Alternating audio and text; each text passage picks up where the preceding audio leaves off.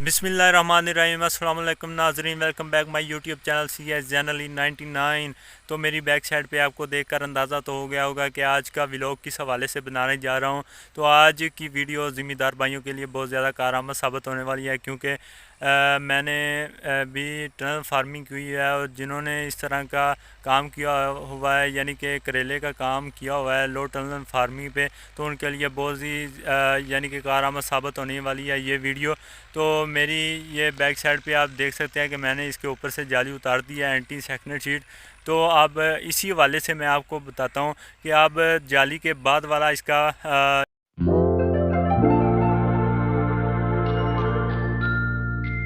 के प्रोसेस क्या होगा, और जाली से पहले यानी कि जब इसके ऊपर जाली डाली हुई थी वो मैंने आपको वीडियो अपलोड की हुई है।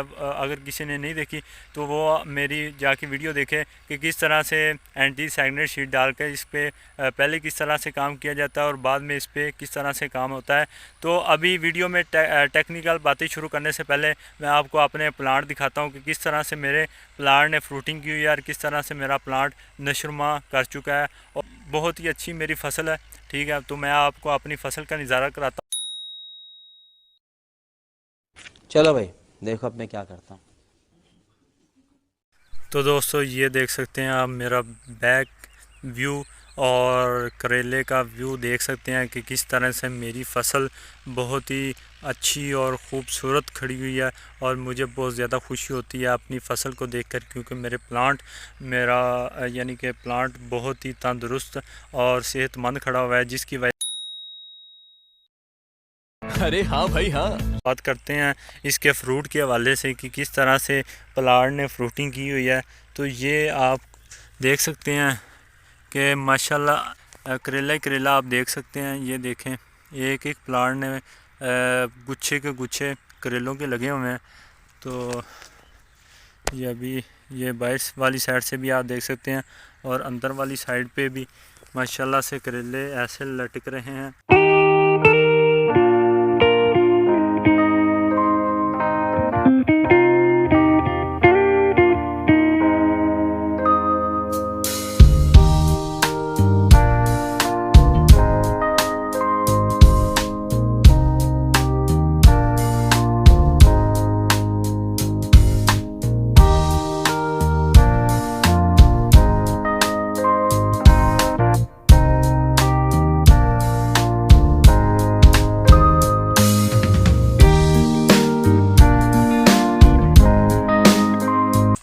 ये वो सारा व्यू है जो आपके साथ शेयर करना था कि आज मैं आपको करेले के हवाले से टिप देने जा रहा हूँ, बहुत ही कारआमद साबित होने वाली है। अरे हाँ भाई हाँ। ये मेरी टिप तो सबसे पहली जो टिप आपको देने जा रहा हूँ कि जब आप यानी कि ये जो करेला गर्मियों में काश्त होता है, ठीक है ना, तो इसी वजह से इसके ऊपर एंटी सेक्नेट शीट यानी कि जाली डाली जाती है। तो फ्लैशबैक। तो सबसे पहली जो टिप देने जा रहा हूँ, आपने जाली तो इसके ऊपर डाल दी यानी कि करेले के ऊपर, फिर आपने जो है ना जाली वो 1 माह और 15 दिन के बाद इसके ऊपर से जाली उतार देनी है, ताकि जो है ना प्लांट उसकी बढ़ोतरी हो सके, यानी कि प्लांट की नशरमा हो सके। जाली के अंदर प्लांट की नशरमा नहीं होती और प्लांट इतनी ज़्यादा बढ़ोतरी नहीं करता। तो दूसरी टिप मैं आपको ये बताता हूँ कि जब आपने जाली इसके ऊपर से उतारनी है तो इसकी जाली की जो है ना बाहर वाली साइडें जिसके यानी कि ये जो बेड बना हुआ है, ये जो बेड आपको नज़र आ रहा है, ये इस पे जाली डाल के मिट्टी इस पे डाल के और इसको कवर किया जाता है शेड को। तो ये बाहर वाली इसकी साइड आपने यानी कि इसके ऊपर से मिट्टी उतार कर इसको खुला छोड़ देना है, और इसके यानी कि ये जो आगे से इसके मुंह हैं वो उसको यानी कि खुला छोड़ देना है, यानी कि बाहर वाली साइडें और आगे से इसको यानी कि मिट्टी इसके ऊपर से उतार के और इसको खुला छोड़ देना है, ताकि जो है ना हवा इसके अंदर से क्रॉसिंग होती रहे। दूसरी जो सबसे इम्पोर्टेंट टिप है वो आपको ये बताने जा रहा हूँ, क्योंकि इसके अंदर है ना एंटी इंसेक्टिसाइड जाली के अंदर जो गंद है, यानी कि गंद ये जो घास वगैरह है और फ्लैशबैक। तो घास की वजह से मैं बहुत ज़्यादा परेशान था कि यानी कि इसका क्या हल किया जाए, इसको किस चीज़ के साथ सफाई की जाए। तो मैंने पहले सोचा कि इसके अंदर स्प्रे कर दूं जाली के अंदर, यानी कि जो प्लांट के इर्द गिर्द जो गंद था यानी कि घास वगैरह उस पे स्प्रे कर दूं। लेकिन फिर एक दोस्त से मशवरा किया तो उसने बताया कि अगर आप इसके अंदर स्प्रे करेंगे तो जाली के अंदर क्योंकि गर्मी होती है, हवा की क्रॉसिंग वगैरह नहीं होती, तो आपके जो है ना प्लांट वो उसके बीमारी आ जाएगी, वायरस आ जाएगी और उस पर बहुत सारी बीमारियाँ अटैक करेंगी, जिसमें हाथ के साथ यानी कि इसकी गोडी वगैरह की और इसके घास की सफाई की। तो जो तीसरी टिप है वो आपने तीसरी टिप मैं आपको बताता हूँ कि तीसरी टिप आपने जब इसकी जाली उतारनी है तो जाली उतारने के फ़ौरन बाद आपने इसको स्प्रे करनी है, क्योंकि जाली के अंदर मक्खी वगैरह, सफ़ेद मक्खी और इस तरह की चीज़ें नहीं आती।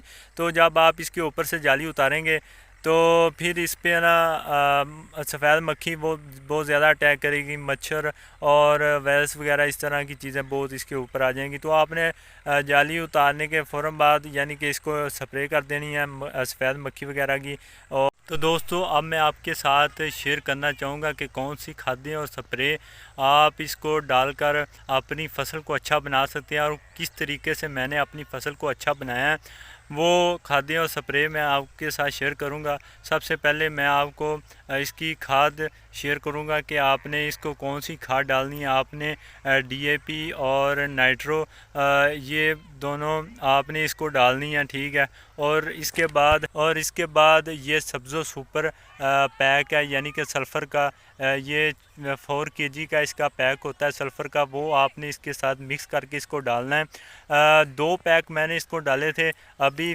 तो ये जो सब्ज़ो पैक ये वाला आप देख सकते हैं, ये 4G पैक आपने इसको डालना है, यानी कि 8 kg आपने इसको सल्फ़र डालना है। यानी कि जब भी आपने इसको पानी देना है, जब भी आपका प्लांट आपकी फ़सल पानी मांग रही होगी तो आपने इसको खाद के साथ पानी लाजमी लगाना है। इसकी वजह से आपकी जो है ना फ़सल वो अच्छी होगी और जो आपका फ्रूट है वो बड़ा होगा। यानी कि जो है ना ये सब्ज़ी वाली फ़सल होती है, इसको आपने खाद इसको लाजमी देनी है, क्योंकि जो छोटा फल होता है वो आपका तैयार हो सकेगा। जिस तरह से ये छोटा करेला लगा हुआ है, अगर आप इसको यानी कि खाद वगैरह नहीं देंगे तो ये अबॉर्शन कर जाएगा, यानी कि ख़त्म हो जाएगा, यानी कि खुराक की वजह से। तो खुराक बहुत अच्छी चीज़ है, तो ये खाद आपने इसको लाजमी देनी है। तो अब आपके साथ शेयर करता हूँ कि कौन सी आपने इसके ऊपर स्प्रे करनी है जिसकी वजह से आपकी फ़सल भी अच्छी हो सकती है, और मैंने कौन सी स्प्रे किया वो आपके साथ शेयर करता हूँ अभी अपने बैक कैमरे के साथ।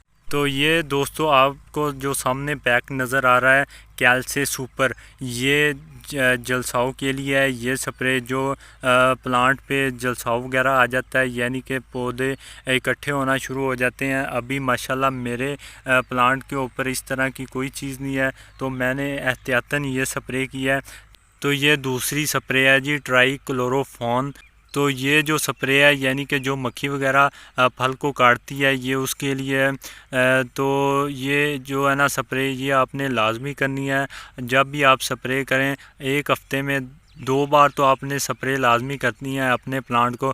तो ट्राई क्लोरोफॉन ये जो स्प्रे है ये फल यानी कि जो मक्खी वगैरह काटती है फल को, ये उसके लिए है। उसके बाद ये जो आपको डब्बी नज़र आ रही है सफ़ीना, ये है जी सफ़ेद मक्खी के लिए है ये सफ़ीना जो है स्प्रे।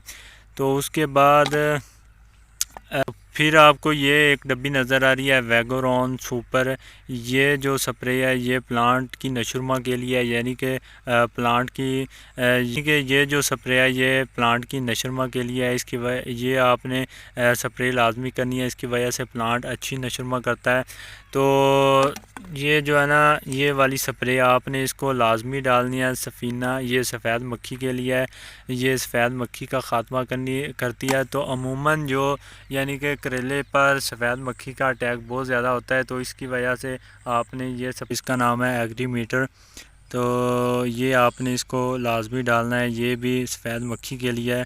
तो ये थी कुछ स्प्रे जो मैंने आपको बताई, जो आप इसके ऊपर स्प्रे करके अपनी फसल को अच्छा बना। तो यहाँ पे दोस्तों वीडियो का एंड करते हैं। अगर वीडियो अच्छी लगी है तो चैनल को सब्सक्राइब करें, लाइक करिए, कमेंट सेक्शन में अपनी राय का इज़हार ज़रूर करें। दुआओं में याद रखिए। मिलते हैं अगले व्लॉग में। अल्लाह हाफिज़।